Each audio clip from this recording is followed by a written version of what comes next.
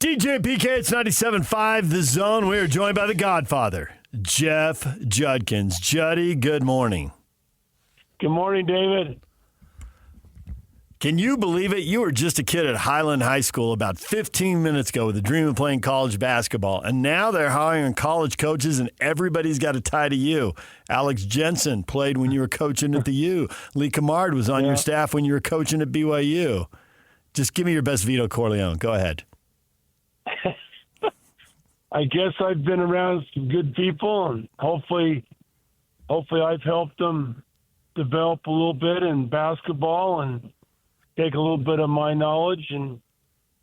But I'm really happy for both of them. They've put the time in.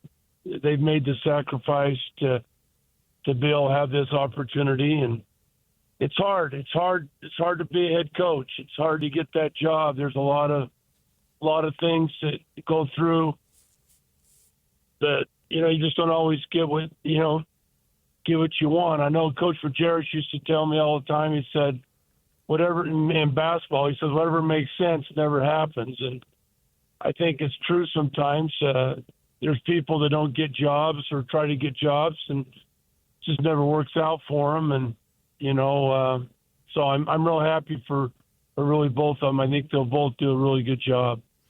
I know you talked to Alex in the process. Did you talk to Lee? Lee didn't really. He kind of talked to me a little bit. He wasn't really sure, and Lee is a kind of a guy that keeps a lot of things to himself. He did let me know before it got announced, which was really nice. He let me know that he was going to accept the job, but I knew he had a good shot for it. I really thought when I retired, I thought he would be the one following me because of his ties to BYU and also what he did for me and the success that we had. So I'm really happy for him. I think he's really excited about the new challenge. When you retired, that was funny. I enjoyed that. Retiring is one of the hardest things to decide as a coach, as a player. A lot of people everybody makes that decision, but in sports it's a little bit harder because sometimes you feel like you're not really ready, but you are, and it's just hard. So many athletes, struggle with it because some of them stay a little bit too long, and some of them retire too early. I think Barry Sanders retired too early personally, but he did it when he was on top, and so it's a hard decision sometimes. I just saw another coach, an older coach, retire from Georgia Tech. She did really well this year, and then she decided, I guess it's just so hard with NIL and all this other stuff. Alex has kind of talked to me a little bit about the NIL because I really wasn't too much involved in it, and it's really difficult. I didn't realize how hard it is. Yeah, it's an important aspect. I listened to Kevin Young when he was in New Jersey for the press conferences before the game, and he was making a point that it was NIL more of a starting point, and you have to have other stuff. I agree that you have to have the other stuff, but I'm wondering, his point was it's not a deal clincher. But I wonder how true that is. Can you make that as a blanket statement for everybody that it's not a deal clincher? Maybe for some I'm it going to tell isn't. you right now, I don't care what anybody says. Money is the biggest decision for these kids. And they've got agents now helping them. And you well know agents get a percentage of what these kids make. And it's all money. I mean, let's face it, every university has facilities and has nice things. Some's a little bit nicer than others, but it's all very competitive. Coaching and the atmosphere is good everywhere. I mean, there's certain schools, of course, that are better than others, but most of the big schools, they've got fan support, they've got TV coverage. I remember back in the olden days, they were talking about if you went to Notre Dame or you went to Duke, you're going to be on TV once a week. now everybody's can see you, so it doesn't make that big a deal like it used to. Like, oh, I want to play on NBC or I want to play on ESPN. It's not that way anymore. It's when all it comes down to it, it's money. And a guy said something to me yesterday. It really made. I thought you're kidding. I didn't realize. He said there's only one team in the Final Four that's got freshmen playing for them, and that's Duke. Yeah, that's it. And it's becoming where you're recruiting the agent, not just a kid anymore. And so that's very difficult because really the part I enjoyed about college coaching was relationships with the player and their families. I mean, I really enjoyed that as a coach, walking in a home, selling the university, getting to know that family, getting to know them, and having 4 years to build a great relationship. It's gone now. It's wiped out. It's kind of like when Doliak got in the pros, and he called me his first year, and he goes, "Coach, this is not even close to college. None of these guys do anything together. We don't go out to dinner. We don't hang out together. We're just alone." And that's college basketball is turning to that, and it's really sad because those are some of the greatest parts of my really basketball career was college, playing with really good players and having that relationship with the coach and all that. So I kind of feel for these guys now. They've kind of made it really difficult.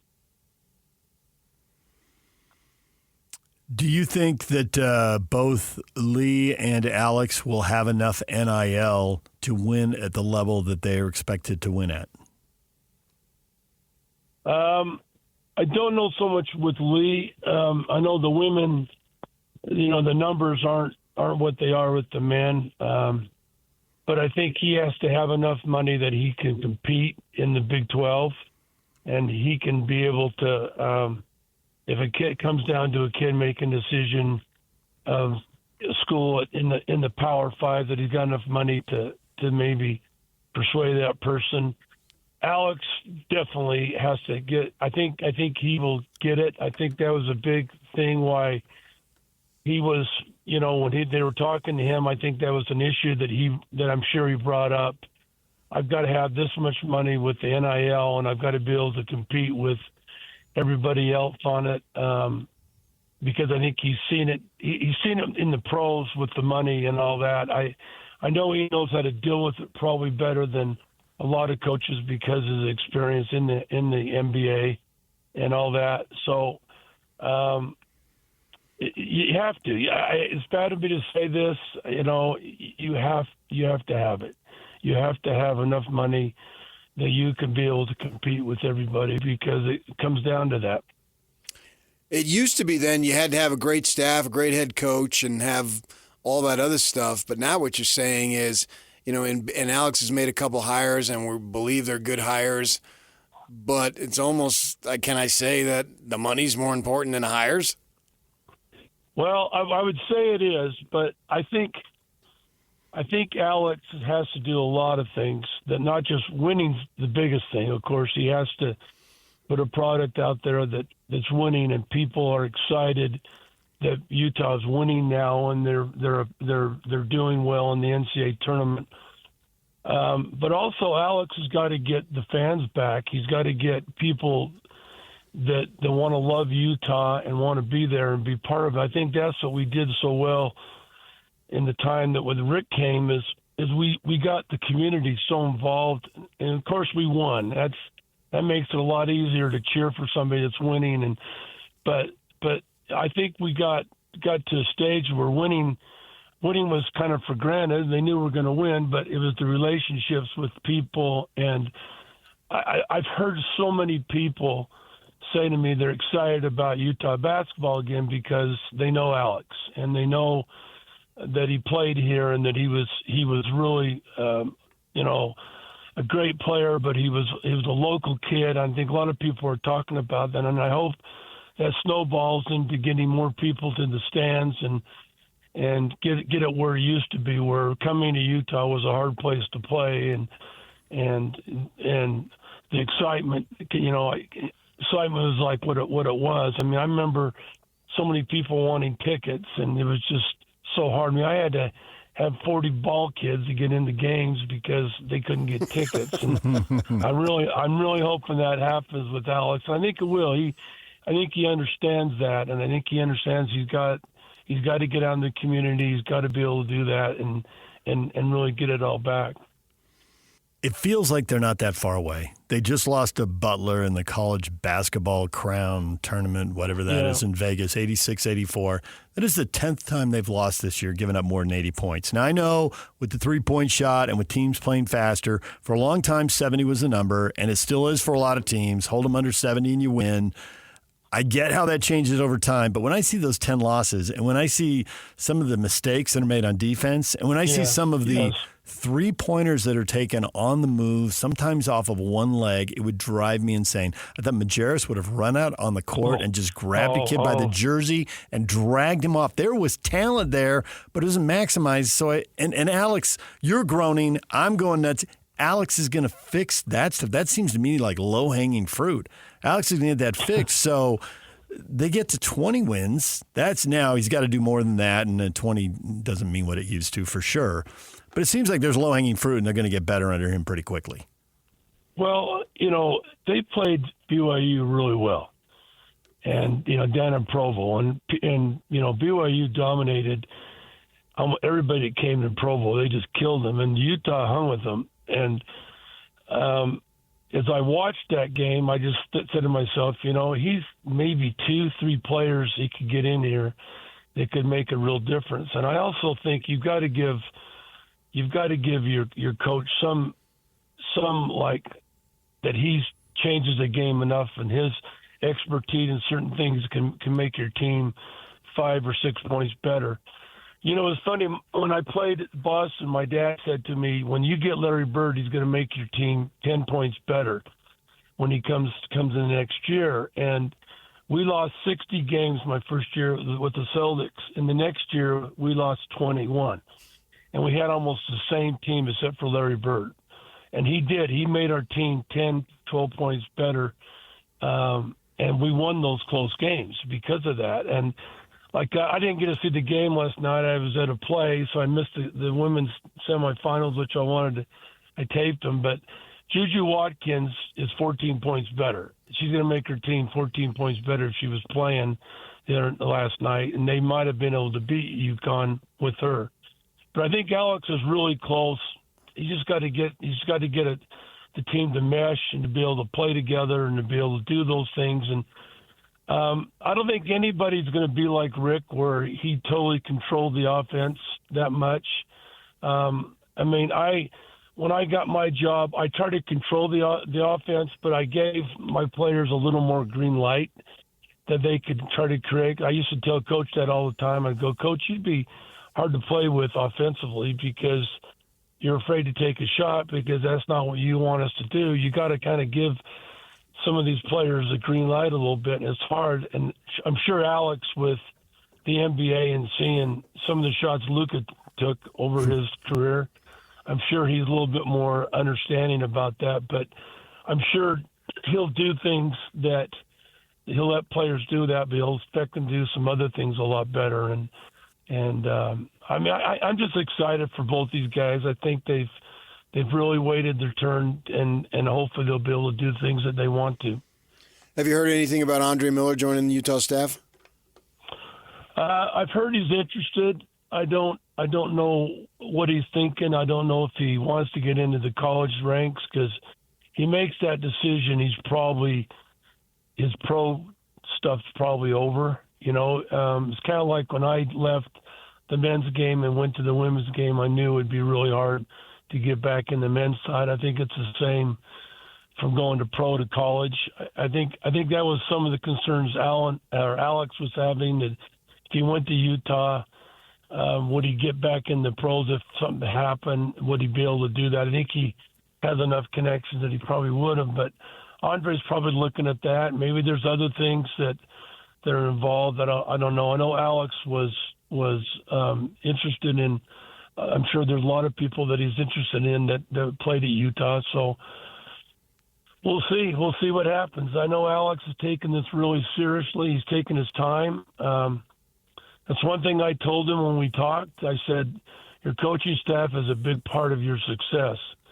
And, I had really good coaches with me. And I know when I worked up at the U with Rick, I thought he had really good assistant coaches that kind of that we worked together and we all had our strengths. And that's what made a real good team. So I'm sure Alex is going to take his time and really try to do it right.